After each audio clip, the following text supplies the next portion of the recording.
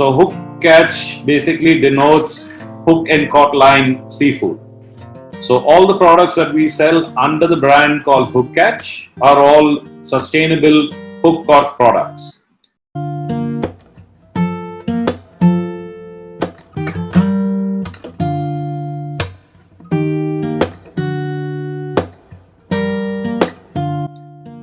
We don't sell any products that are caught by line, bottom trawling, any other unethical fishing practices. Our food should be our medicine should be our food. Seafood is filled with nutrients, can boost your brain, is good for heart, eases out pain, can also fight depression. Seafood is one of the biggest immunity boosters, providingly we can easily get it in the purest form. Hello and welcome to Rabbi Rashi Foundation. HookCatch, a unit of JMJ, launched in India as a premium brand of seafood to cater to the domestic market. So if you are a seafood lover, HookCatch is the place to buy your daily fish from.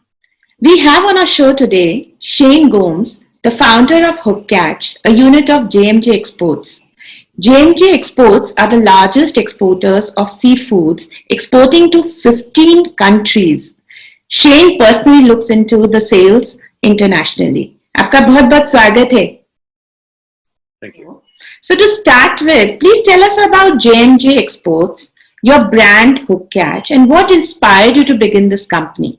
Over to you. JMJ started. I wouldn't know how, but it was started by accident to do a shipment to Russia, and then started the love story with JMJ, where it started growing. That actually got us interested in the business, and from day one that we started JMJ, we've been a very conservative company or a very responsible company in terms that we only work with hook and caught line fish, and we only support all sustainable fishery methods of fishing. So over the years, we've been exporting, starting with Russia, then UK, then other parts of Europe, Japan, Australia, the US, the GCC, and all these countries. Well, we've been doing all this for so many years overseas, and we thought, why should we not do it in India? Well, initially everybody told us that we can't do it in India because the market won't accept, the market does not know these species, people wouldn't pay the price point and all that. Driving down to Bangalore one day with the guys, and as usual, as we in the car, we always talking about work and business. And then came the idea of setting up a company representing the product that we sell. And that's how HookCatch was actually born. So HookCatch basically denotes hook and caught line seafood. So all the products that we sell under the brand called HookCatch are all sustainable hook caught products. We don't sell any products that are caught by line, bottom trawling, any other unethical fishing practices. Basically trying to, be a responsible seafood processor, and offer to India what the overseas market actually takes in. We got a lot of negativity in the initial few days because everybody said that they would require only fresh fish, and they don't deal with frozen fish. 3 months later, we made our first break, and we got into supplying, and thereafter there was no stopping us, because we grew from a company of 0 customers to 700 plus customers in 2 years across the country. And, in turnovers, we grew from 0 to about 14 crores in 2 years. All was honeymoon till March 25th, 2020. Because we cater, the 700 customers that we cater to are basically from the B2B segment or the Horeca segment, where we cater to practically every high-end property across the country, and probably every specialty restaurants across the country, like the Japanese restaurants, the Korean restaurants, the American restaurants, And we cater to a large expat community in the north of India, especially in Delhi. So, how has your childhood and upbringing influenced this work ethic, and what do you exactly mean by sustainability of the ocean? How important it is to your brand? Let's talk about that. You ask me, I'm not a seafood professional by background or upbringing, or I'm the first generation into the seafood segment. I'm basically a financial person based by my background as in education. Like I said, coming to the seafood was an accident or probably an act of God. How important is sustainability to us? It matters a lot. It means everything to us in this company because I think being sustainable is a social responsibility that each one of us have to carry in our eating methods, our eating types, and what we eat. And that's why when you do hook and line caught fishing, it's basically called target fishing. So you basically target a species and a particular size of fish, whereby you don't catch smaller fish, which are the future generation. Thus, being sustainable and caring, for to avoid the depletion of stock and species in the oceans, and it's everything comes down to being sustainable. Today, the company's come a long, long way where we are now entering the B2C segment. And hopefully you would see our products across shelves from May 15. We've gone to the extent that even our packaging material is sustainable and biodegradable. We are trying to get to be recyclable. It has been a challenging journey in terms of packaging because as a seafood processor, just saying that we are seafood sustainable does not make sense to us, because it does not make sense to go back to plastic and to package your seafood and then send that plastic back to the oceans and kill the oceans. So we are trying to be 100% sustainable brand in terms of not just product, but also the species that we work with and also the packaging that we use to package and sell our fish. So it's an initiative in India that we are starting off now, launching from May 15th, 2021. And yeah, we hope to carry that forward to international markets after 3 years, because we would first like to set up base in India as a sustainable brand, a made in India project. To talk about overseas markets, the general consensus is that you get crappy fish quality coming from India. And I think, overseas buyers actually generalize that to everybody in India. And I think that's a wrong notion because you cannot generalize a country, you cannot generalize an industry. I mean, there are good players, there are bad players, there are average players, and it comes down to each. And that's the reason why JMJ has actually survived the time. I mean, we are now a 17-year-old company, and we've stood good and tall for the last 17 years in terms that we haven't lost a single customer in the last 17 years. We haven't lost a single supplier in the last 17 years. So we've got very high retention rates, we've got very high supplier base and very strong relationships with our customers overseas. And the reason of all that is basically that we stand by our quality. There's no games in this business. Everything is straightforward. There's total clarity. Shane, coming to JMJ Exports, let's talk about the different products and also your different brands. Over the last 4 years, because we are into value addition of product, our utilization of fish is about 40 to 42%. Meaning that if you buy a whole fish, you only utilize about 40 to 42% of that fish in your export productions. And we are a large producer where we work with over 2,000 to 3,000 metric tons of seafood annually. So if you do your math, you'll actually realize as to how much of wastage there is when you do value addition. So coming from the background that I do, where I've grown up in a Portuguese family. My grandmom is Portuguese. Being a Portuguese woman, she used to kind of make, in those years, we never had refrigerators or televisions or whatever. So she would make all these cold meats at home, like sausages, loaves, ham loaves, and other things. So one day at the factory when I was at production and I saw the amount of waste actually being thrown out, it struck me as to why not we develop something using this offcuts rather than throw it away. So I said the only thing I knew at that point of time was a sausage because I used to do that as a kid with my grandmom. So I said, let's build a tuna sausage because we work predominantly with two main species. One is yellowfin tuna and the other is swordfish.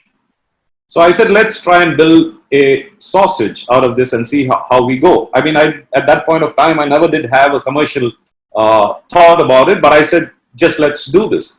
So the next night, we actually caught up with Chef Senthil and we had dinner and we spoke about it and we said, I told him what I wanted to do. I said, I'd like to build a tuna sausage if it's possible. Do you think it's possible?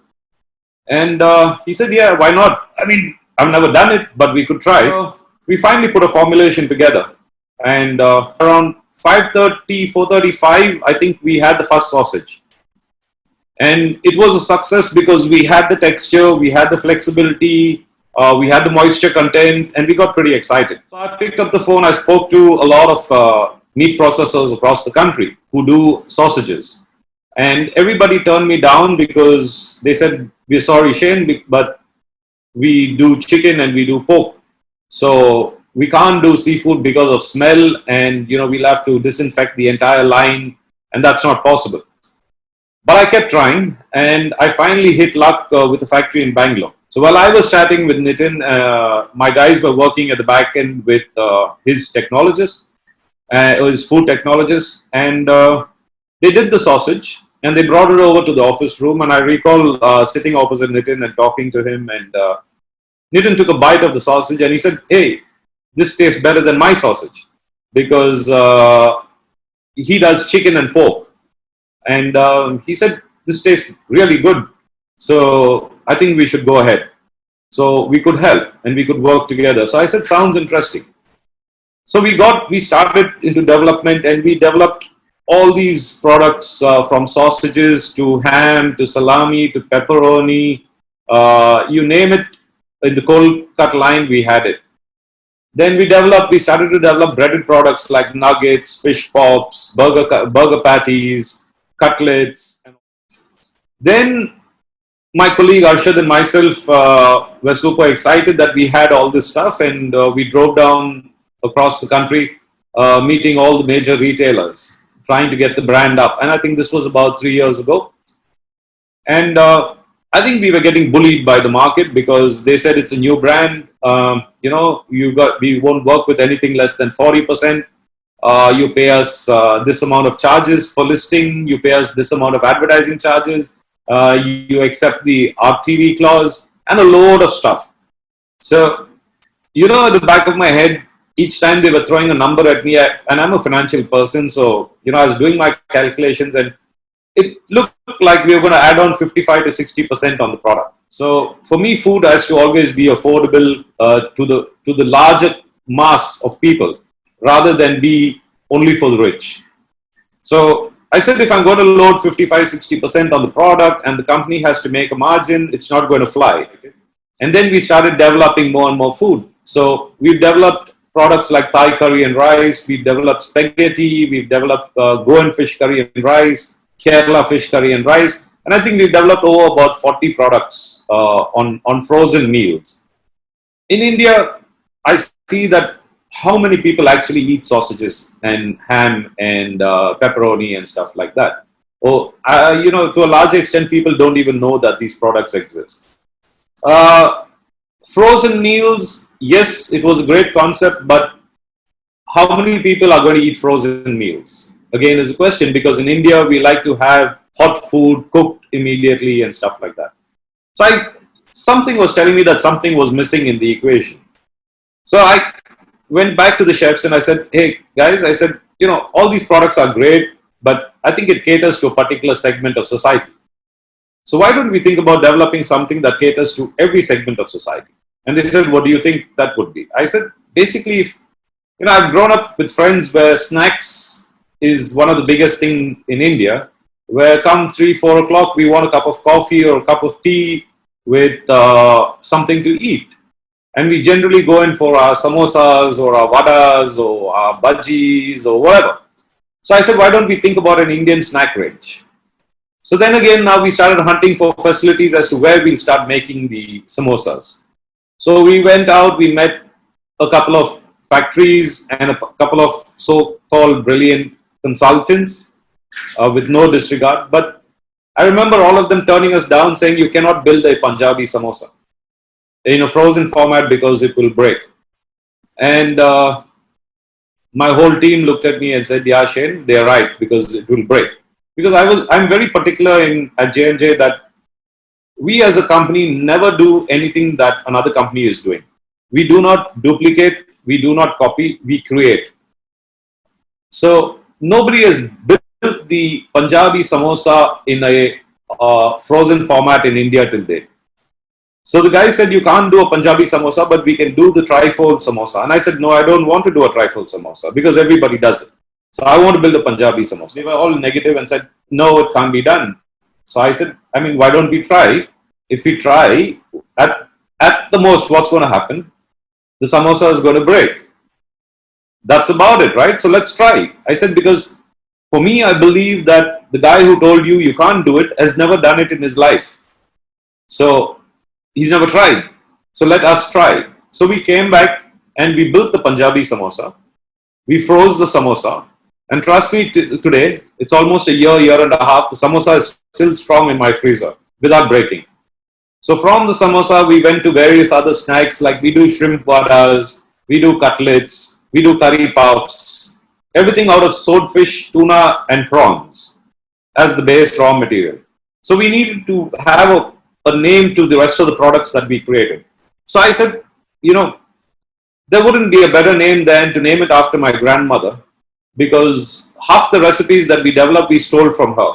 I mean, she's no more with us, but the recipes, basically the sausages and ham and everything, were recipes that she used to do. So I said, you know, there wouldn't be a better brand than to call it Blanche's. So it also gives us that international flavor as a brand.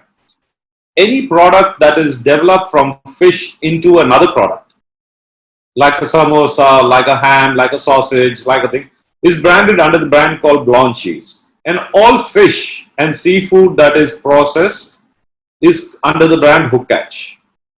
So we have these two brands now under the company, both are trademark registered, HookCatch and Blanche's. I said, why don't we start our own retail store? So, I mean, if we have our own retail store, there's a lot we can do. We can showcase our products, demonstrate our products, educate customers and all that stuff. So that's, to do a retail store, we need to find a name. So then we said, okay, we picked the name Carl. So Carl is basically a person who loved seafood, who used to go to every fish market, every beach and buy, you know, loads of fish, come back and have food spread on the table like it was a king's meal. He was a character that would never eat a single dish. The table would have to be with a variety of food and he would nibble at every little thing. And he would love to do this. He would love to have friends over and, you know, have a feast of food, and there'll always be an overflow of food, and his wife would always be fighting with him for wasting food.